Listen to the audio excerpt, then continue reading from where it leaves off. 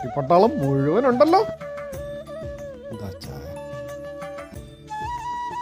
ഇന്ന് എന്താ മക്കളെ ഡിസൈൻ? അതൊക്കെ ഒരു സർപ്രൈസ് ആണ്.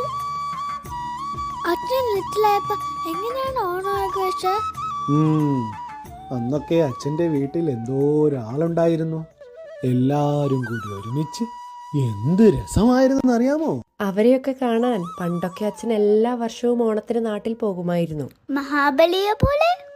ആ, മഹാബലിയെ പോലെ. പോയി കണ്ട് വിരുന്നുണ്ട് തിരികെ എത്തുമ്പോൾ എൻ്റെ മനസ്സും മാവേലിയെ പോലെ വീണ്ടും പാതാളം പോകും. അച്ഛൻ പൂക്കളിടായിരുന്നു. പിന്നെ ഞങ്ങൾ കുട്ടികളൊക്കെ ചേർന്ന് പാട്ടൊക്കെ പാടി പൂവൊക്കെ പറിച്ച് പൂക്കളൊക്കെ ഇട്ട്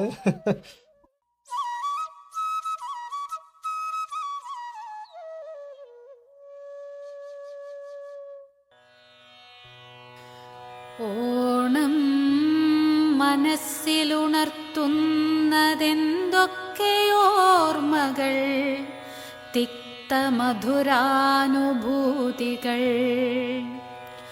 എത്ര ദൂരം വിഘ്നമെത്രയാണെന്നാലും എത്താതെ വൈ എനിക്ക് ഇന്നോണമല്ലയോ. നാട് നൽപ്പൂപ്പൊലിപ്പാട്ടുപാടും തറവാട് തായ് വീടു വിളിക്കെ കുതിപ്പു ഞാൻ.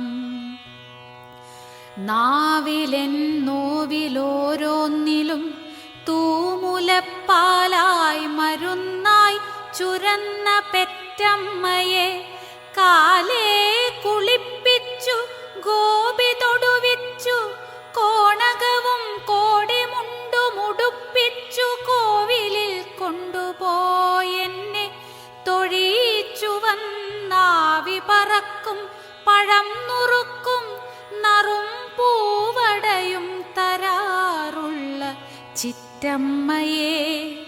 പേമഴ കോരിച്ചൊരിയുന്ന കർക്കടരാവുകൾ കോരിത്തരിക്കുമാർ അധ്യാത്മരാമായണം നീട്ടി വായിക്കുമച്ഛനെ, എന്നെ അച്ഛനെ പശുക്കുട്ടിയെ പൊന്നുമക്കളെ എന്നൊരേ പേരാൽ വിളിച്ചോമനിച്ച വാത്സല്യവാരാശി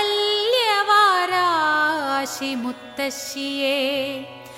എൻ നിഴലായി ഉയിരായി കുളിരായി പൂത്ത കുന്നിൽ തൊടിപ്പടർപ്പിൽ തോപ്പിൽ എൻ തോളുരുമ്മിച്ചിരിച്ചു പൂനുള്ളിത്തിമിർത്താർത്തു തുമ്പിതൊള്ളും പെൺകുറുമ്പിൻ തിടമ്പിനെ പലരെയും കാണാത്തതോർത്തുള്ളുകായാൻ വരുന്നു ഞാൻ.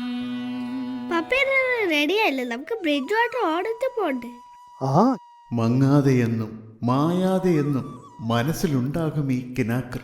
എങ്കിലും ഈ മറുനാട്ടിൽ എൻ്റെ പൊട്ടിയ നാരായ വേരിൻ്റെ അറ്റത്ത് പൊട്ടിച്ചിനയ്ക്കാൻ എനിക്കിവിടെയുമുണ്ടൊരോണം. അപ്പോ പോരല്ലേ?